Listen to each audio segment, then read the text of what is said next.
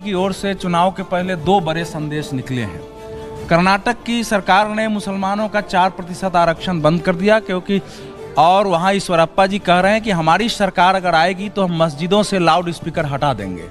दूसरी ओर प्रधानमंत्री जी ने कल कहा, जिसकी चर्चा अभी हुई है, कि भ्रष्टाचारी एक साथ हो रहे हैं। तो क्या भारतीय जनता पार्टी आगामी विधानसभा चुनाव, लोकसभा चुनाव के पहले एक ओर वोटों का इसी आधार पर लोगों का ध्रुवीकरण चाहती है और दूसरी ओर भ्रष्टाचार के आधार पर राजनीतिक ध्रुवीकरण की ओर देश को ले जाना चाहती है? पहली बात आपने कही तो बहुत स्पष्ट कर देना चाहता हूं, भारत के संविधान में धार्मिक आधार पर आरक्षण का कोई प्रावधान नहीं है। कोर्ट एक नहीं कई बार स्ट्रक डाउन कर चुका था। कर्नाटक सरकार ने आर्थिक रूप से कमजोरी के आधार पर मुस्लिम समाज की कुछ जातियों को किया था, तब ईडब्ल्यूएस का रिजर्वेशन का कैटेगरी नहीं थी। अब इकोनॉमिक वीकर सेक्शन की कैटेगरी हो गई तो वो ऑटोमेटिकली उसमें मर्ज हो गए।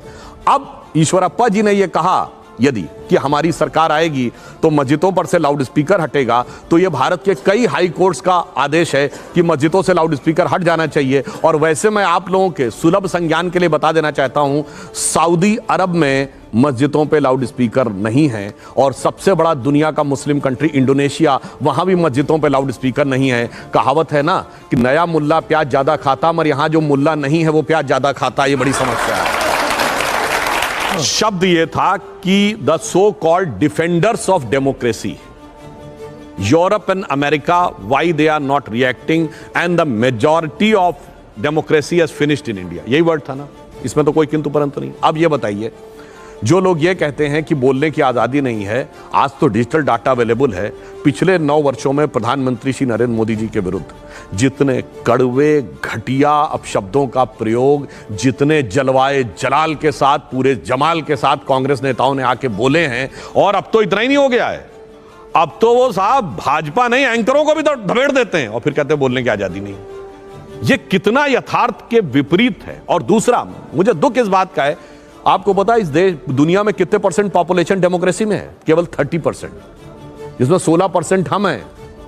अगर भारत को हटा दिए सिर्फ 14% है। Look at the entire eastern hemisphere, eastern Europe से जापान, सिर्फ 3 देशों में सस्टेनेबल कांस्टेंट डेमोक्रेसी है, जापान, ऑस्ट्रेलिया और भारत।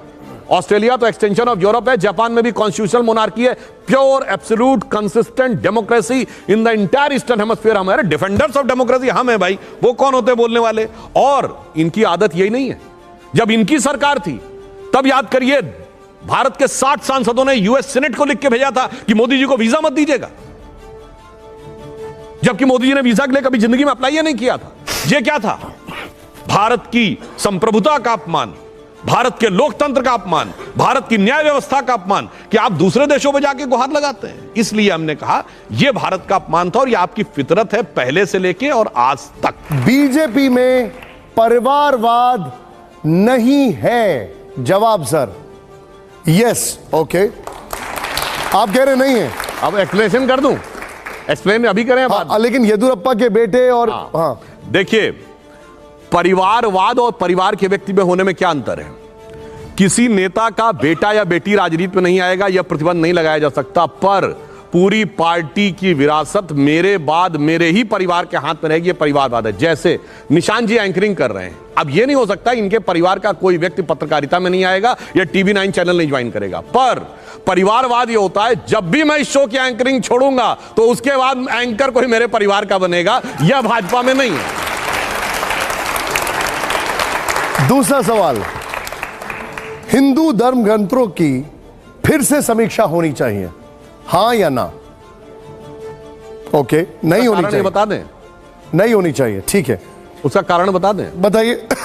देखिए साहब, समीक्षा वो करे जिसके पास समीक्षा लायक बुद्धि हो गई हो। और मैं उदाहरण के एक बात बोलना चाहता हूं। अभी हम नवरात्र के इस पर्व में हैं, नवरात्र का पर्व हमारा चल रहा है। यह बताइए, आदि शक्ति स्त्री के रूप में उत्पन्न हुई। मैं चुनौती से कहता हूं, दुनिया में कोई उदाहरण बताइए जहां भगवान के केस में स्त्री तत्व को स्थान दिया गया हो। इनिशियल एनर्जी शुरू हुई, सिर्फ पुरुष मानी गई, हमारे यहां स्त्री मानी गई है। और मैं एक छोटी सी बात देता हूं, युवा पीढ़ी को शायद ध्यान रहे, आपने कभी ध्यान दिया कि यहां 9 दुर्गा के रूप हैं? हमारे यहां बहुत सारे देवता हो तो अलग हैं, दुर्गा में भी 9 रूप हैं। यानी इट्स लाइक PhD कि एक एक सब्जेक्ट का एक एक एक्सपर्ट है। तो जो लोग ये कहते हैं एक ही है, वो केजी वाले हैं। अब ये कहना वो हुआ कि केजी पढ़ा कोई कहे कि पीएचडी वाले की समीक्षा होनी चाहिए तो मुश्किल है। वैसे मैं एक इंटरेस्टिंग थोड़ा समय लेकर बता दूं, एक लाइन बता दूं। देखिए, जैसे ही हमारे यहाँ नव वर्ष शुरू होता है तो शक्ति की आराधना शुरू होता है। हमारे यहाँ माना गया है कि चैत्र शुक्ल प्रतिपदा को सबसे पहले यूनिवर्स क्रिएट हुआ था। यूनिवर्स कैसे क्रिएट होगा? एनर्जी जहां से क्रिएट होगी। तो प्रथम कौन है? Shailputri, nascent energy. द्वितीयम Brahmacharini, now the chaste and pure energy. तृतीयम चंद्र घंटेति, यानी अब वो फुल्ली डेवलप्ड एनर्जी है। चौथी कुष्मांडा, अब वो प्रोजनी में भी आ रही है, समझ रहे हैं? पांचवी स्कंद माता, अब उसमें से नए क्रिएशन हो रहे हैं, इसीलिए अंतिम सिद्धदात्री है। This is the process of evolution of energy. अब कई लोग बताएंगे और कहेंगे समीक्षा करो, पहले पढ़ तो लो, परीक्षा दे दो तब समीक्षा करो। लेकिन भागवत जी ने खुद समीक्षा की बात की है। भागवत जी ने खुद समीक्षा की बात की है कुछ ग्रंथों को लेकर। अब एक और बात बता दूं, ये जिसकी तरफ कह रहे हैं मैं अपने आप वो विषय ले लेता हूं कि साहब रामचरितमानस में फलाना जगह एक लाइन लिखी हुई है और उसका मीनिंग ये हुआ, क्या कहा जाता है? SC, ST एंड OBC इस समाज का अपमान है। मान्यवर 1990 में मंडल कमीशन आया, उससे पहले ऑफिशियली सरकार की नजर में कोई OBC नहीं था। 1960 के दशक से पहले OBC वर्ड ही नहीं था। मतलब जो चीज ही 60 साल पहले नहीं थी 600 साल पहले चेप दी जाके। SC वर्ड 1937 में आया, यानी 85 साल पहले, वो भी 500 साल पहले जाके चिपका दिया। तो इसलिए हम ये कहना चाहते हैं वो बात किस संदर्भ में, कहां लेकर कैसा एक्सट्रापोलेशन किया जाता है समाज में लड़ाने के लिए। और मैं एक ही बात कह दूं, ज्यादा नहीं, इन लोगों के साथ एसटी दलितों को कहने लगे बाद में। कहां दलित तो पहले भी थे, कौन कहने लगा? व्यवस्था थी। अब आप सुनिए, इनको उदाहरण देते हैं, उन्हें उदाहरण देता हूं। शूद्र कौन थे? शूद्र कौन थे? उसी शूद्र को दलित बात कहना चाहता हूं, सुनिए। शेड्यूल टाइप करने लगे, शेड्यूल कास्ट कहने लगे। सुनिए, अब शेड्यूल कास्ट के बाद नई कोई भाषा फ्रेंच आएगी इस देश में तो देखिए भावावेश में बीच में आ गए। अशोक जी, एक मिनट मैं बता देता हूं, जाके किताब पढ़िए डॉक्टर अंबेडकर की, who were Shudras, chapter number 1, page number 1, paragraph number 3, उन्होंने लिखा है there is no connection of modern day scheduled caste with the Vedic age Shudras. अब आप उससे ज्यादा बड़े ज्ञानी है तो अलग बात। अच्छा ठीक है।